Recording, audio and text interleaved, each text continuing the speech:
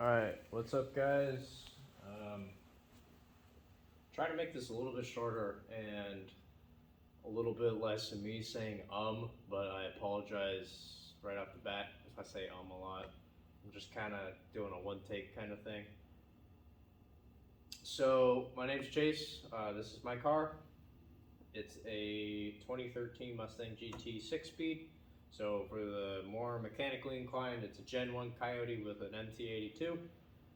Some supporting mods that I have, or I had on there, it's got a, working from the back front, it's got a single piece 4 performance drive shaft, and it's got American Racing 1 7/8 inch headers that go to an American Racing 3-inch X pipe, their catted X pipe, and then it had the 2018 plus intake manifold with the Air Aid cold air intake. Obviously the manifold's gone. I'm gonna keep the headers, everything back, whatever. I'm gonna try and keep the Air Aid cold air if I can. I mocked up the supercharger sitting on the deck here. It looked like it'll fit. I'm not entirely sure, but like I said, hopefully it'll work because it's a bigger throat, whatever. Hopefully it'll be better performance. That's the background on my car. Nothing super special with the build. I plan on doing boundary, oil pump gears, and crank sprocket. And then obviously while I'm with the timing stuff, I'm going to do new timing chain guides and Boss 302 tensioners. I was gonna buy some Comp Cam's high-tech timing chains, because again, I was in there. I figured they would be really good, but I got them and they didn't seem any stronger than what I would imagine the Gen 1s are, and the Gen 1s are supposed to be the strongest timing set out of the 3 gens so far. So I took those back. This car has 50,000 miles on it, so I'm assuming that the Gen 1 timing chains are going to be fine. This thing really doesn't see rev limiter a whole lot anyways, so it should be okay. So, like I said, oil pump gears, crank sprocket, guides, and Boss 302 tensioners. And then everything else that I mentioned, whatever. That's what we're working with so far. And then in that box behind me, the brown box, is the supercharger. So the Predator supercharger swap is really just the supercharger off of, I think it's a 2020 or newer GT500. It's a 2.65 liter TVS supercharger. It's one of the biggest ones, I believe. That's one of the biggest TVS superchargers out there right now. And it should be more or less plug and play with a Coyote, because the Predator is just a 5.2. It's kind of modular, kind of not, whatever. It should mostly play with it. You're going to need to do some machining to it, as I have found out from the other resources online. Apparently, superchargers, really any intake manifold, has dowels on your passenger side, so your supercharger or the intake manifold has the male end of the dowels, and your heads have the female end.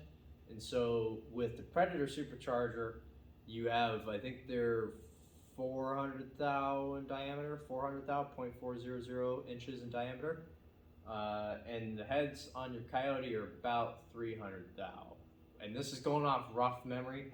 I did measure them, but I don't remember off the top of my head. I know that's a really big difference between the two. And so what a lot of guys end up doing is they will step drill out their heads to fit the supercharger. And personally, I don't like the idea of drilling out my heads to fit a supercharger that I may or may not want to change in the future, and then either have to sleeve whatever comes next or replace my heads. So what I'm going to try and do, and it's going to be in a different part of the video series, but I'm going to try and make some press fit dowels. Should be pretty simple on a lathe, but try and do it on the bench, whatever. Press fit dowels that I can press fit through the through holes that are next to the dowels on the supercharger, and then just turn them down to about 10 thou under the dowels on the head, so I can just press fit them into the head unit, plop it on there. It should be plug and play. I don't have to touch my heads at all. And that'll be plug and play for anybody that wants to use it in the future if I don't want it, and it should just go right on the Coyotes. With that, so the dowels for the head unit. You also, a lot of guys will drill out the fuel rail bolts for that head unit as well, because apparently they're not through holes on the head unit, and your manifold and everything that you allegedly took off, at least in my case, originally, your fuel rail bolts will go through the fuel rail brackets, through your manifold, into the head as well. So you have tapped holes on your head.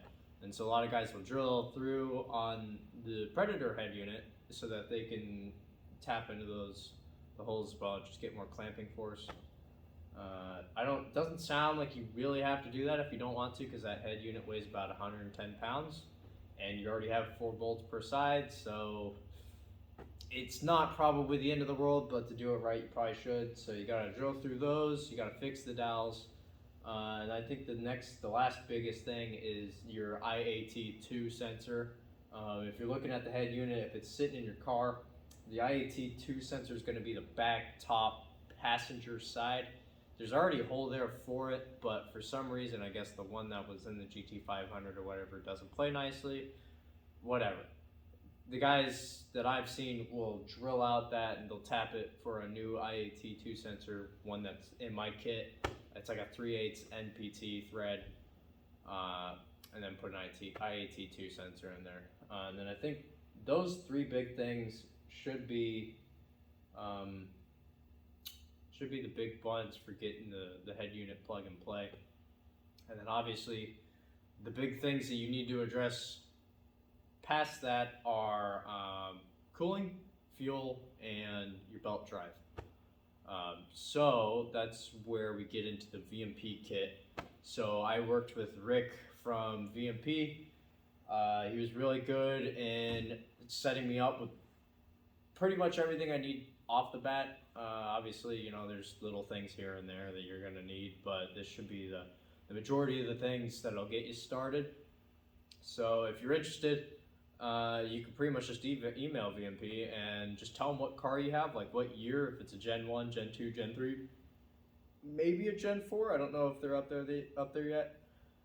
And they'll pretty much set you up with the overview, like the main kit, which is kind of like very basic stuff, and then anything that you need on top of that for whatever your Mustang you have. Like for me, I think the 11 through 14s need the booster pump, then other gens don't, allegedly, I think, possibly. But with that, we'll go into an overview of this kit, what it comes with, and then obviously for my use case, which is an 11 through 14 car. So looking at the cart here, starting at the bottom left, you have a coolant pump, and then above that you have the IAT2 sensor breakout harness, and then the IAT2 sensor. It is worth noting that the IAT2 sensor, it was not initially on the kit. It sounds like that might have just been a little bit of an oversight by VMP, because obviously that goes with the head unit more than it goes with the car, so that should be in every kit. So definitely pay attention if you are ordering from VMP, if they put that on there. I talked to Rick and it should be added, but you know, obviously it's probably not one of their biggest priorities, so just make sure it's on there. If it's not, just give them a heads up. And then above that sensor and everything, you have some pulley hardware for the Supercharger. So in the package is VMP's little tool that'll help you pull off the stock pulley on the Supercharger. And then the round bit is a spacer. I believe that's mainly just to run the 6-rib pulley. It spaces it out so it's in line with your belt. And then the one in the little bag is a map sensor block off plate, because the 2020 and plus GT500s run off a map system. And so obviously if you're running a Coyote, we don't do that. So you gotta plug off that hole on your head unit. And then the big brown box is a Whipple degas bottle for your coolant system. Pretty plug and play. I'll probably swap mine out for something that matches my other degas bottle. It isn't just a hunk of plastic in my engine bay, but we'll see. To the right of that is the throttle body bracket that VMP makes. It's a really nice machined bracket, and what it does is it adapts your the throat down from the head unit to your stock throttle body, because you cannot run the stock GT500 throttle body because the electronics in it do not mix well with your Coyote electronics. So you have to run your stock throttle body, and because of that, VMP makes an adapter plate. And it's got no ring on it. It's really nice. It looks really high quality. And then below that, you have a new belt tensioner. So I believe this one will, don't quote me, but I believe it'll go in place. Oh no, it won't, because you have a tension belt. That'll go down by your AC compressor and keep your belt tension so you don't have any belt slip on your supercharger. And then working your way down, in the red is the boost pump. So for the 11 to 14 cars, this is going to go underneath your back seat, and it's going to feed your fuel pump more voltage so that you can provide your fuel injectors with more gas or more fuel. And then going right, the harness, the wiring harness is just a breakout harness for your booster pump.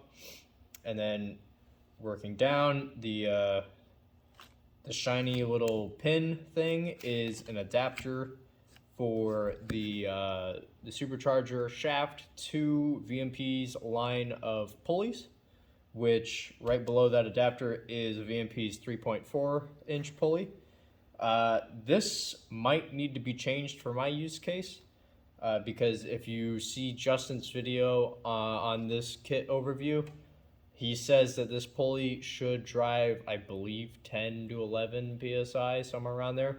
And then if you correspond that to the forums where guys are saying that Coyote's on 10 to 11 PSI boost, obviously, you know, that changes temperature, whatever type of supercharging you're making, or whatever type of boost you're making, blah, blah, blah, whatever.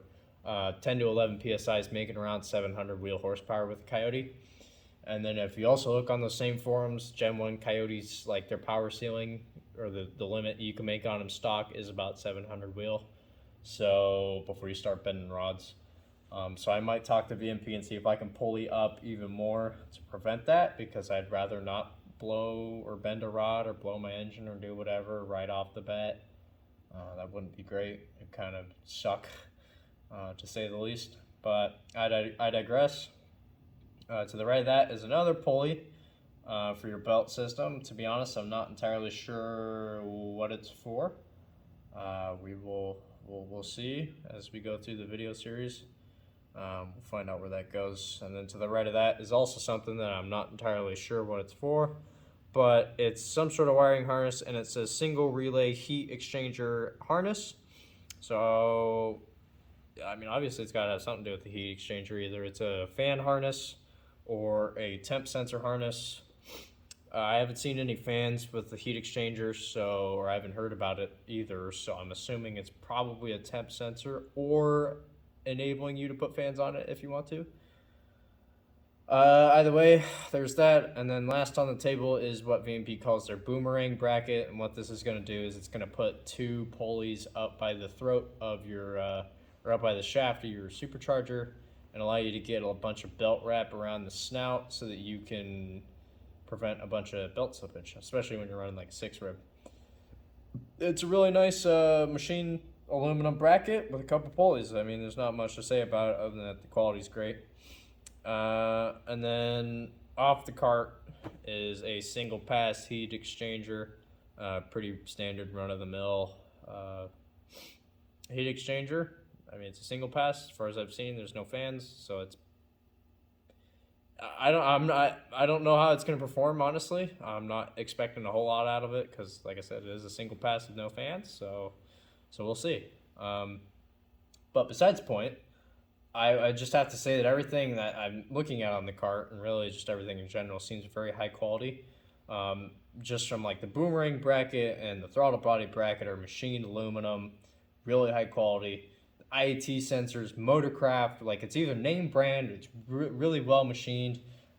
This like the breakout harness and everything are really high quality. When I opened the boxes and everything, like you could see on the heat exchanger, like the quality of foam that they're using, the packaging that they put it in, everything else on the cart was in a separate box, really well packaged, bubble wrapped, paper wrapped. Like you could really tell that they put some effort into making sure that this shipped here without any damage, because we know how FedEx and UPS and all of them are. So I just want to give a shout out to VMP, just both for the quality of the packaging, the quality of the parts, the quality of the customer service. I'm just going on a tangent here of like I said, Rick from VMP was really great in getting me all these parts, working with me to make sure everything was right. And then I ran a VMP tune on this before, and they're still answering questions that I have from that. And I haven't even, I just paid for the tune like a year ago, and they're still answering questions I have. So, big thumbs up for VMP so far. They've been great to me. If you were ever on the fence, I guess, listen to some college kid on the internet say that they're great. But like I said, I've had absolutely no problems with them. I've had nothing but a positive experience. So there's my 2 cents. So with that, that's your kit. This is my car, Supercharger. That pretty much wraps up the first part. Yeah, this is really just, I guess the point of the first video is really just to establish, what you should really start out with ballpark wise. We'll go from there. Part 2, hopefully, will be putting pins in the supercharger and getting that sucker sitting on the engine. And then from there, it should just be small stuff. Once you get the supercharger on there, then you can start taking out the smaller things. But we'll see. So with that, thanks for watching, and I will see you in part 2.